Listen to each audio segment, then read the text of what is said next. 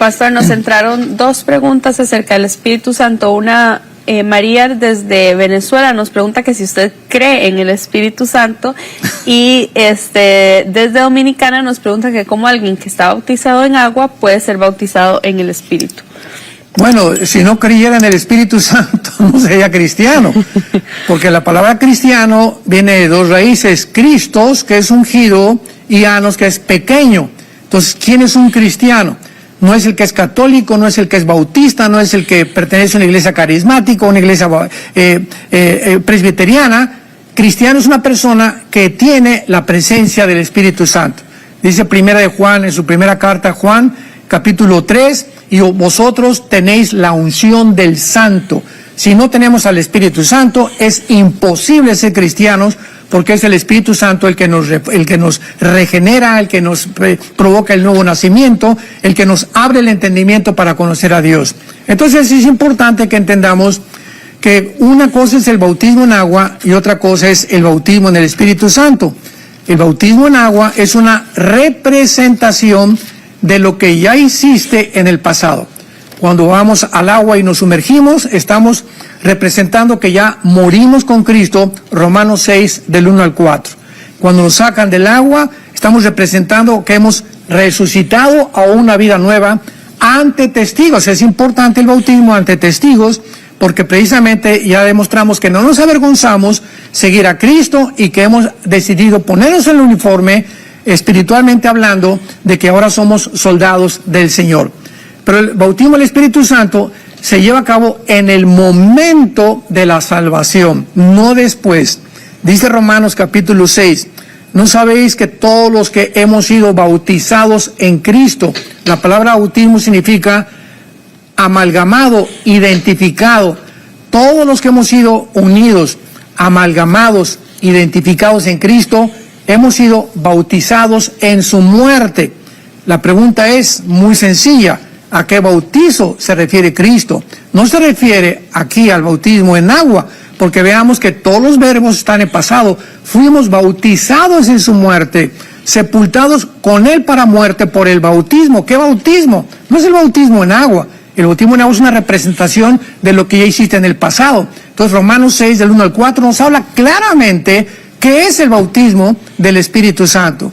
Y 1 Corintios 12, 13 dice: porque por un Espíritu fuimos todos bautizados, y a todos se nos dio a beber del mismo Espíritu. O sea, no hay un cristiano que no tenga el bautismo del Espíritu Santo. Si no lo tiene, no es cristiano.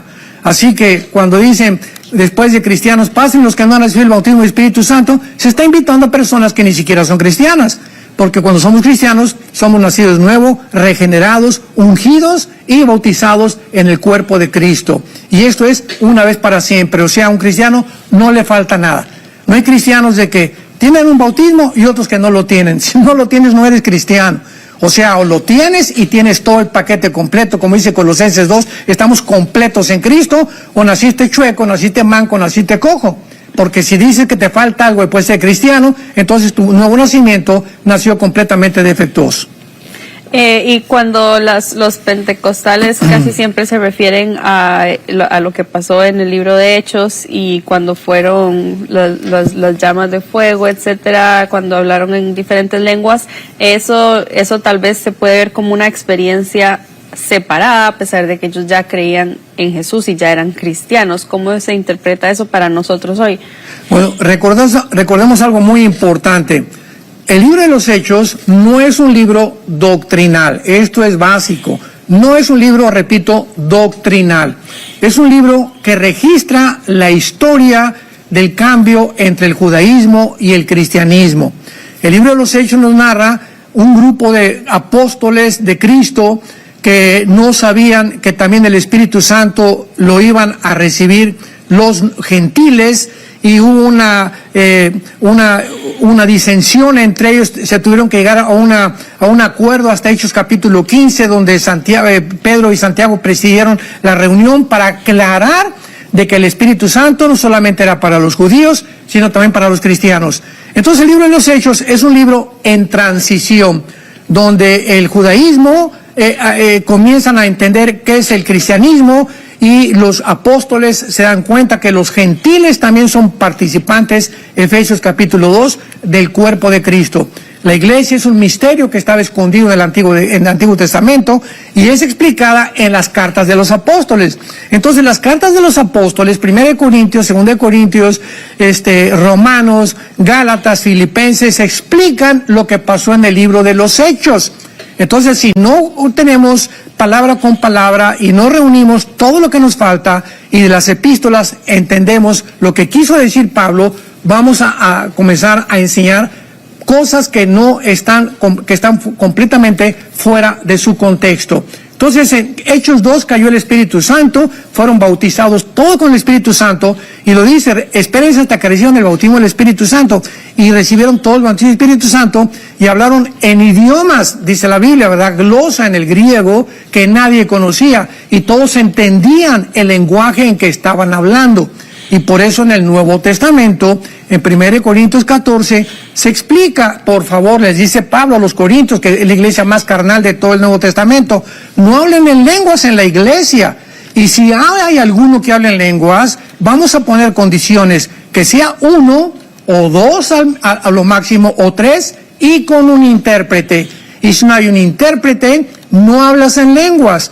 ¿Por qué? Porque si entran alguien que no son cristianos y oyen que todo el mundo está hablando en lenguas, ¿no dirán que están locos? Más explicación no podemos encontrar. Y más adelante dice Pablo en 1 Corintios 12, ¿son todos apóstoles? ¿Son todos profetas? ¿Todos hablan en lenguas? Pues la respuesta es claro que no. ¿Por qué? Porque Dios repartió a cada uno de acuerdo a su soberanía. Entonces tenemos que explicar que en el libro de los Hechos muchas personas no habían ni siquiera oído del Espíritu Santo. ¿Cómo? Hasta que las cartas de los apóstoles no habían sido escritas. Entonces tenía que haber una manifestación para que pudieran entender que realmente habían recibido al Espíritu Santo. Preguntan desde Chile, dice, me gustaría saber por qué no cree en las lenguas angelicales. Yo nunca he dicho que no creo en las lenguas, ¿verdad? Dice claramente en 1 Corintios capítulo 12, y voy a citar el versículo, digo, si está en la Biblia, pues tengo que creerlo, si no lo creo, pues entonces no creo lo que dice la Biblia. Dice 1 Corintios 12, del 10 al 11, Dios les dio a unos hacer milagros, a otros discernimiento de espíritu, a otros diversos géneros de lenguas, a otros interpretaciones de lenguas, pero todas estas cosas las hace uno el mismo Espíritu, repartiendo a uno en particular como Él quiere. Entonces, el don de lenguas, yo no lo busco, jamás yo en mi vida he hablado en lenguas y tengo al Espíritu Santo. Porque decir que si no hablo en lengua no tengo al Espíritu Santo, pues es una barbaridad. Porque dice la Biblia que no todos hablan en lenguas. Entonces, cada quien tiene su don y no nos peleemos como los corintios, que yo quiero tu don, o si este don es más espiritual. 1 Corintios 13 dice, ¿realmente quieres saber la definición de un cristiano maduro espiritualmente? Es el amor. El amor es la característica principal que debe de distinguirnos o caracterizarnos de que realmente estamos ya en el momento de la espiritualidad. Y hemos madurado cuando comenzamos a sufrir, cuando no contestamos lo que nos hacen, cuando comenzamos a vivir realmente por los demás. Esa es la señal más grande de una persona que tiene el Espíritu Santo. Entonces, si la Biblia dice que algunos tienen lenguas, ¿cómo no van a creer en eso? Pero lo dice claramente el apóstol Pablo, ¿verdad? Si entra una persona china a una iglesia y nadie habla en chino y de repente alguien se levanta y habla en chino, ese es el don de lenguas. El don de interpretación le está interpretando a la señora en chino lo que está hablando o lo que está hablando otra persona. Si no, cállate, dice Pablo. Ahora, hay que seguir lo que dice la Biblia, que lo dice claramente en 1 Corintios 14, o vamos a hacer un circo de nuestras reuniones de los domingos. Pastor, entonces usted solo, cuando habla de esto, el don de lenguas, usted solo lo ve como algo que se necesita para interpretación, pero no lo ve como algo que sea parte de la vida de oración de una persona. No puede ser, ¿verdad? Digo, vuelvo a repetir, claro que nos creemos en los dones espirituales. No somos cesacionistas, como hay personas que dicen, no, ya los dones espirituales ya no son para esta época. Claro que son para esta época, pero están a la disposición de la soberanía de Dios. Dios sabe cuándo dar ese don, Dios sabe cuándo una persona está en privado orando en lenguas. Hay muchos cristianos, amigos míos, misioneros que amo entrañablemente, amigos, pastores pentecostales que me dicen que hablan en lenguas en su casa. Gloria a Dios, no hay ningún problema. ¿Por qué? Porque es un don que Dios les dio. Y claro que dice Pablo, ¿verdad? Y si hablas en lenguas, pídele a Dios también saber lo que estás diciendo, ¿verdad? Porque es importante saber también, no solamente orar en lenguas, sino hablar con nuestros 5 sentidos para poder saber realmente lo que decimos. Entonces, si alguien tiene el don de lenguas, gloria a Dios. Nos gloriamos en los dones espirituales. Hola, hola. ¿Sabías que puedes disfrutar de este y otros videos